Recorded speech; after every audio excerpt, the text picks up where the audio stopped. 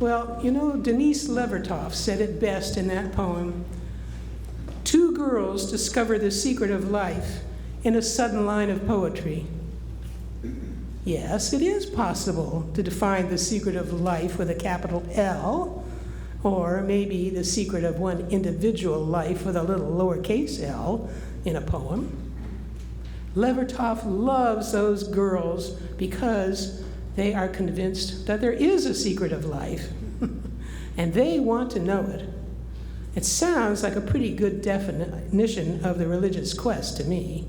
It's pretty close to what us Unitarian Universalists do when we go on our spiritual journeys. For me, the act of making poetry is also a leap of faith. Faith that all the words and lines that I've written will somehow resolve, or spectacularly not resolve, by the time that I reach writing the very end of the poem. It's faith that I have enough in common with the rest of humanity that my readers will get the metaphors, more or less. It's faith that there's something to be discovered in the process of rummaging around in my inner self as shaped by my experiences. Welcome then to this celebration of the discovery of life within the voice of the poetic art form. I titled today's service The Church of Poetry for several reasons. One is because you all have heard so many poems by Mary Oliver and Rumi from up here that I figured, well, it had to happen. It had to happen, you know? Secondly, I wanted this to be a counterpoint to the participative poetry service that we have between Christmas and New Year's. That's when we as members read our own poetry or sometimes read the poetry of others. This is different today. And third, these two poets are going to read you their own poems that they chose because they feel that those poems are inspirational. I knew they would not only teach us a thing or two, but they would rock this congregation. So I couldn't exactly call it the School of Rock, could I? So it turned out to be the Church of Poetry. We are gifted with two well-known and highly regarded Marin poets today. The first is Diane Frank, with whom I studied poetry back in 2016. Diane is the author of 8 books of poems, 2 novels, and a photo memoir of her 400-mile trek in the Nepal Himalayas. While listening to the Enigma Variations New and Selected Poems, won the 2022 Next Generation Indie Book Award for Poetry. She is the editor of Fog and Light, San Francisco through the eyes of the poets who live here. Diane also plays cello in the Golden Gate Symphony and collaborated with Matt Arnerich to create an orchestral suite based on her poem, Tree of Life. Blackberries in the Dream House, her first novel, was nominated for the Pulitzer Prize. Would you please welcome Diane Frank?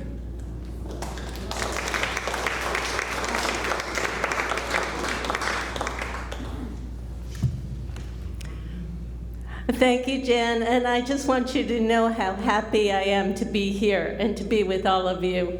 I brought 8 poems to share with you this morning. The first poem is The Genie. I feel that every day we have choices about how we're going to face the world, and this poem is written from the point of view of the genie inside Aladdin's lamp. The dancing girl in the yellow silk pants shimmered in my dream. She was the flame that kept burning in the morning. If I bring her to Aladdin, I can gaze into her chocolate eyes and lose myself in the maze of her footsteps. Aladdin thinks I am his servant, but every morning I weave a dream into the world where he walks by the river.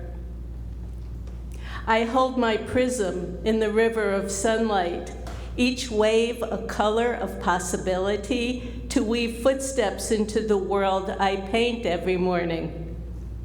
I can dream or disappear into the longing for the light that becomes invisible inside the bronze of my lamp. Every morning, you choose to dance or disappear.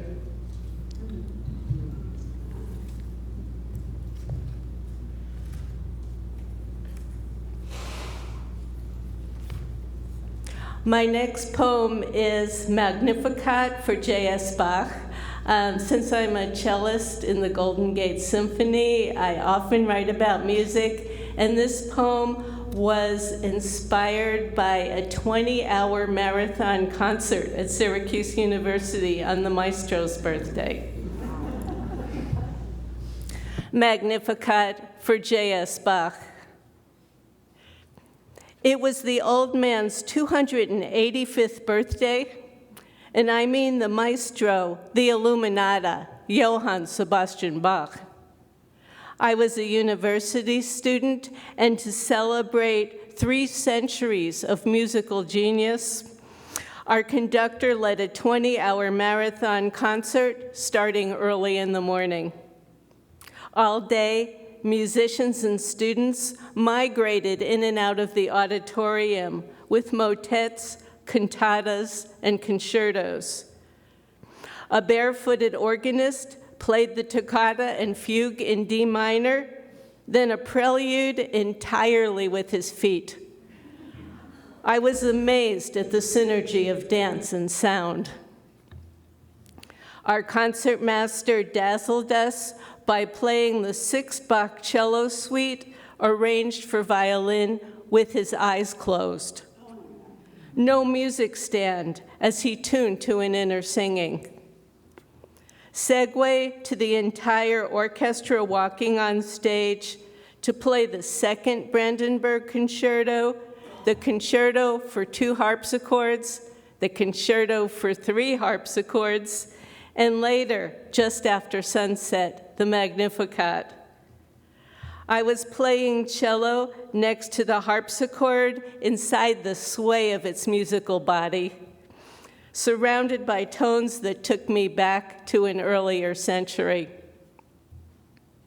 That night, I had my first experience of musical transcendence.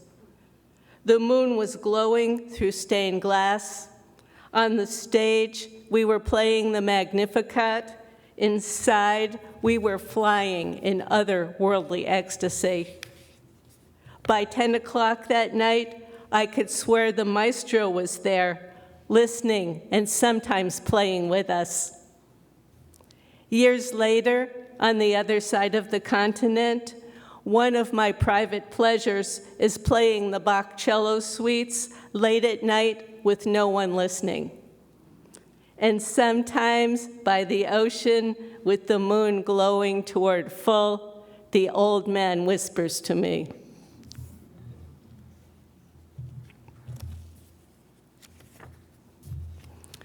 Another cello poem called Cello Lesson.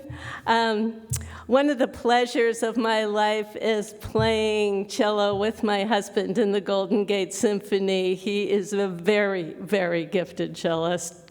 And this poem is for Eric and for all of my music teachers. There's a quote by Rachmaninoff, "Without technique, there can be no expression." I think there's another place that the music comes from, and it's right here. So, and I was afraid to show this poem to my cello teacher for a while, but she likes it. Cello Lesson.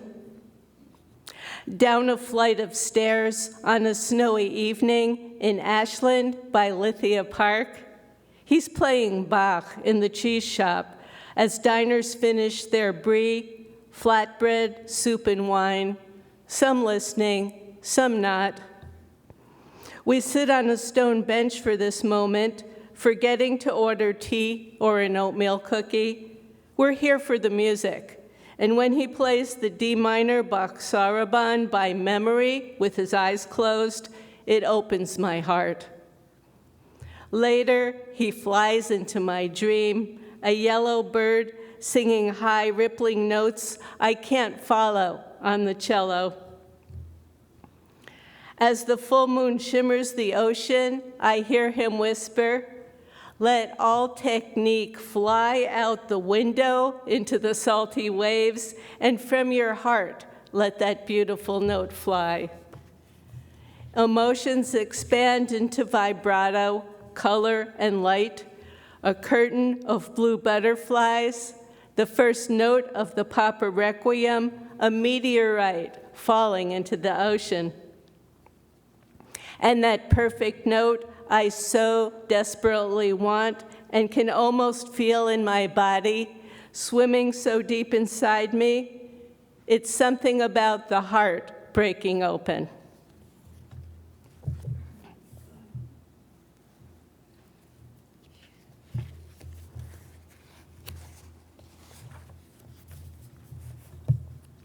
My next poem, Tree of Life. Poets can serve as the conscience of our society. I lost a dear friend from high school during the shooting at the Pittsburgh Tree of Life Synagogue. I was devastated. I woke up with this poem 4 days later. A few weeks after that, my cello teacher introduced me to Matt Arnerich, who is a very gifted composer from Santa Rosa. He was already wanting to write music for these people, to grieve them, to celebrate them, to keep their memory alive. And it was performed by the Golden Gate Symphony in June.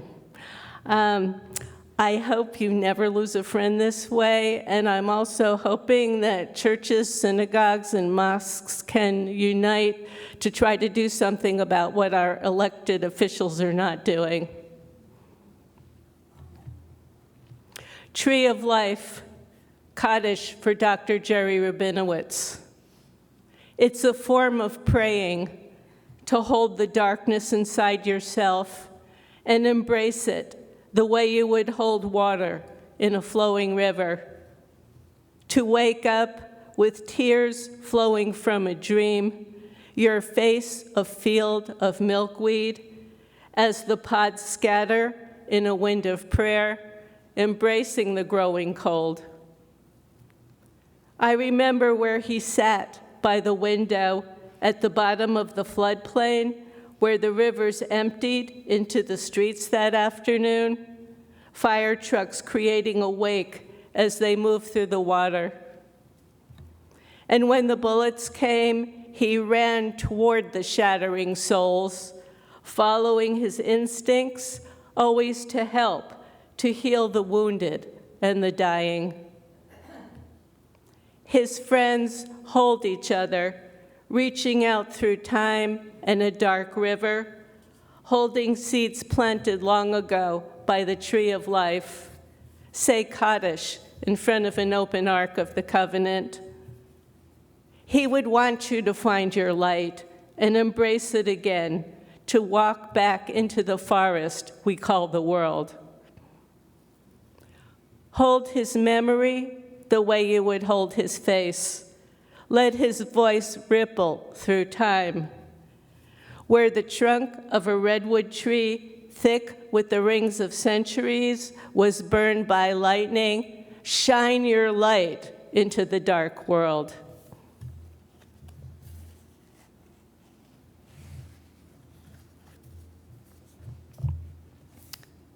I always follow this by a very gentle poem. My next poem is about an experience in meditation. Somewhere in Tibet or in my mind. Late at night, I think about atoms and stars, layers of infinity, reaching out to the far expanse of the universe where there is no edge, reaching in to the core of atoms, layer after layer of particles, energy, light. There is something even beyond this which I can feel, but don't completely understand. Somewhere on a mountain in India or Tibet, a monk is chanting sutras and carving mani stones. He sees what I see as a goddess with 1,000 arms, and the mountain whispers her name.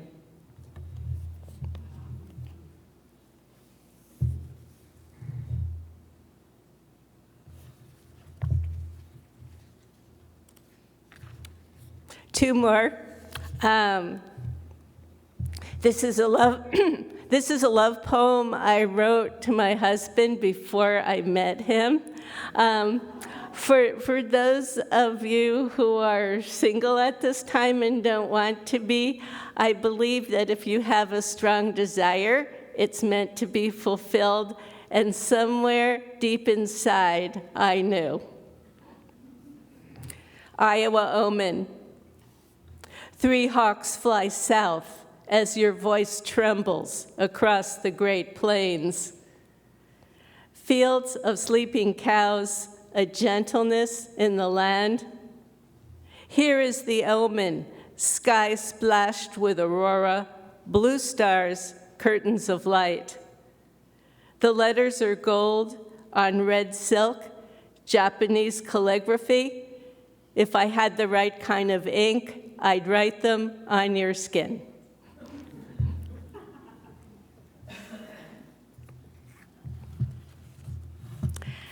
And my final poem for this morning is Turtle Island.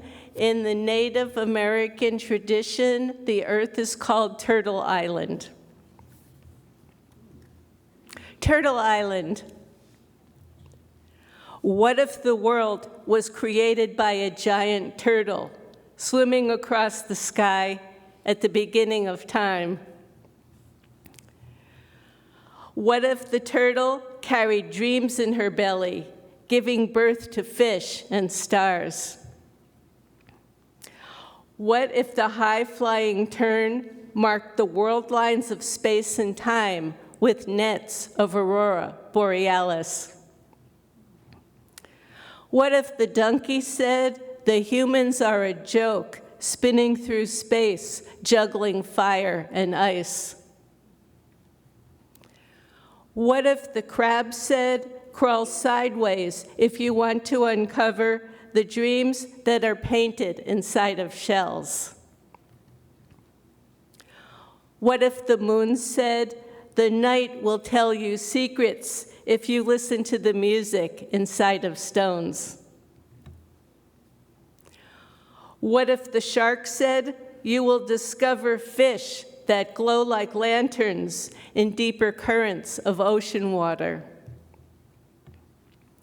What if the octopus said, your dreams are tentacles into a future filled with fish and golden apples? What if the turtle keeps swimming out of the sky to a universe hidden somewhere else? What if the buffaloes stampede with their ancestors across the Great Plains under an ocean of sky? Buffalo Woman says, the world is a dream or nightmare. Weave your visions with tender hands. Thank you very much.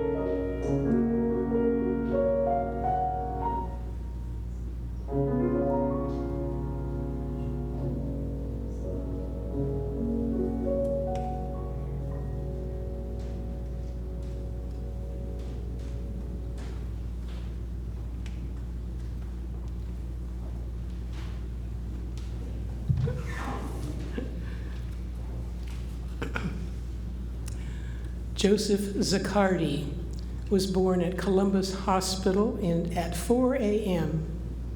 He writes, "As my mom was giving me life, the doctor asked her what she was going to name me. She asked the doctor what his first name was, and he said Joseph. Just then, according to my mom, there was a huge crack of lightning and thunder. And she took it as a sign. And she told the doctor she was going to name me Joseph." Joe was appointed as Poet Laureate of Marin County in 2013.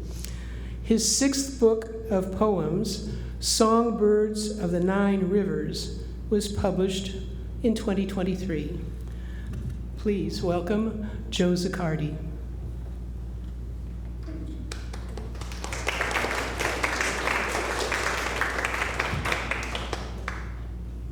Hello, everybody. Thank you. The first poem, I was lounging on the sofa about 10 years ago, and I have floor-to-ceiling windows, and it was one of those days where the light kept changing, and I wrote down the 9 gradations of light, and then I thought, holy cow, how am I going to write this? It was three gradations, it'd be easier. Anyway, I figured out a trick. So here's the 9 gradations of light.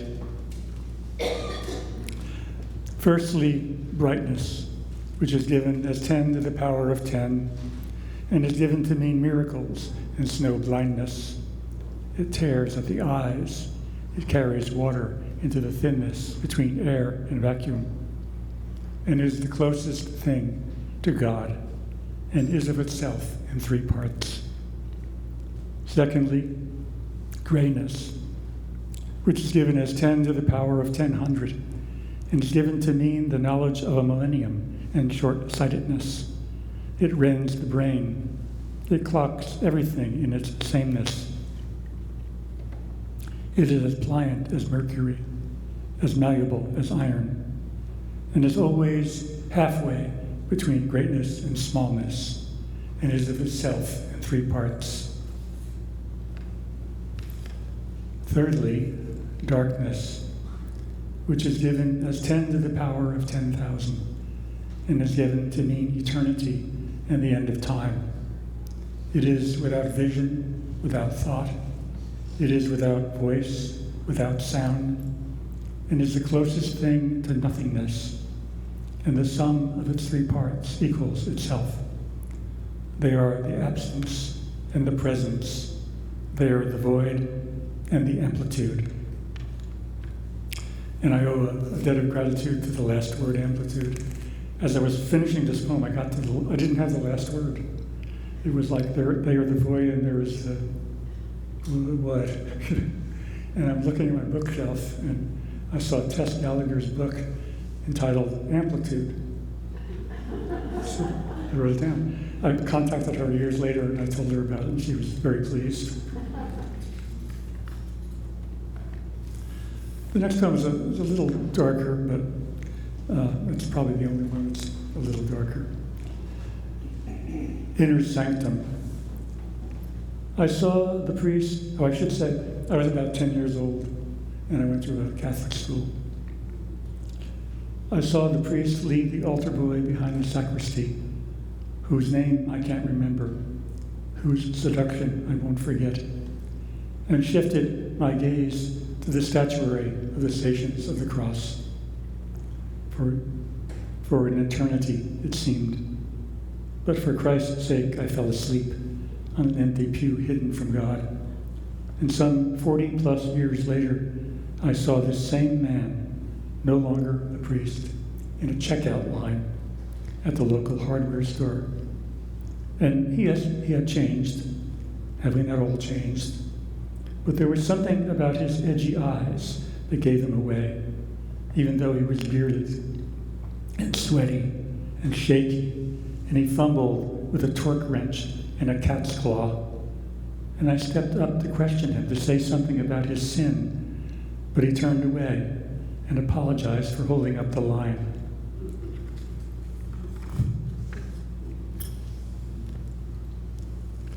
I should mention something about the number 9. You know, in Chinese culture, it's very important. It's considered the greatest number. And in our culture, I learned this maybe a year ago. Oh, I'm sorry. Am I sinking? 9 times any number. Wow, that's better. 9 times any number. When you add the answer together, it comes to 9. Every number. 9 times 3 is 27. 2 plus 7 is 9. 9 times 8 is 81. 81 is 9. It's just kind of wow. No other number does that. Anyway, okay, off that subject. The next poem is called Day of Penance. I am making fish soup. I hold the fish in my hands, lay it fat on the cutting board, remove the head and tail, cut the belly down the middle, scrape out guts and separate the flesh from the skin. I am doing this without a recipe. There's consommé in the cast iron pot brought to a slow simmer. I debone this fish I caught, the fish without a name, a freshwater bottom feeder.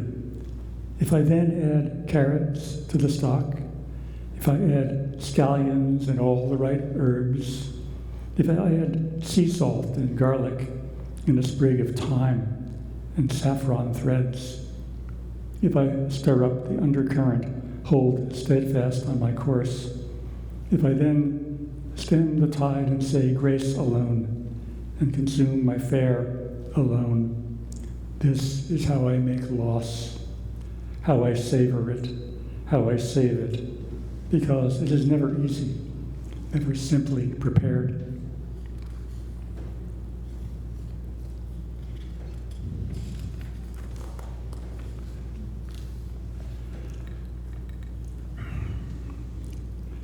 Words in the abyss.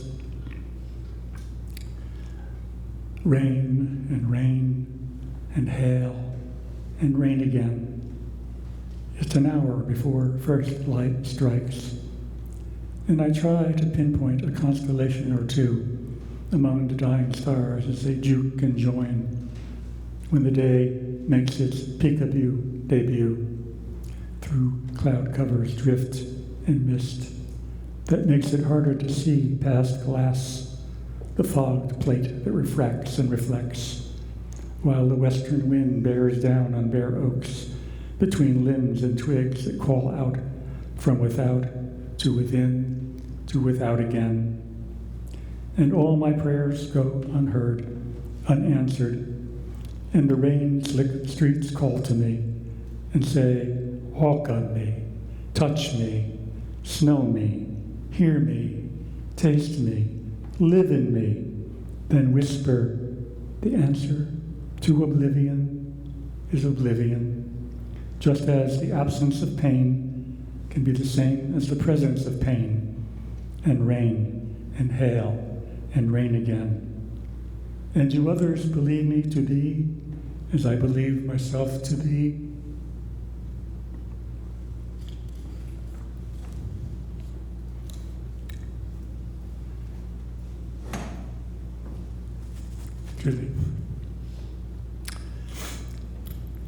A parable. The villagers wrap white stones in the fronds of areca and put them out in the sun. And the sun comes and goes.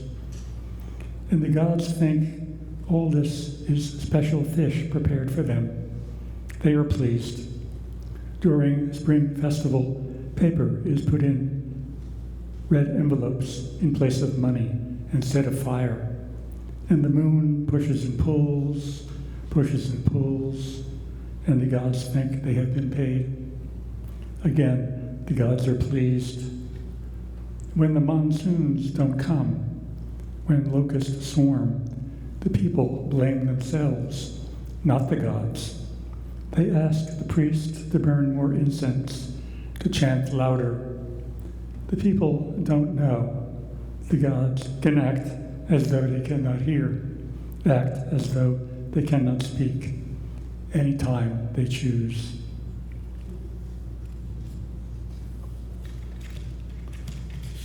Oh, it's the last poem already. Sorry, because I read too quickly. Yeah, I have a mark here. It says 12:03, 12 minutes and 3 seconds. I think I was a little faster. Arroyo. You know, it's when I didn't know what an arroyo was until I moved out here, and of course when I first saw one, I didn't know it was an arroyo. It was during the winter, and it was a raging stream. It was just, oh my God. It was just like, wow, that's amazing. And there were houses along the way. I wouldn't want to live here, you know.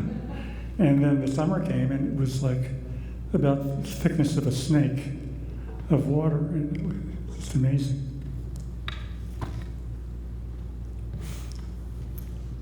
Arroyo Soul.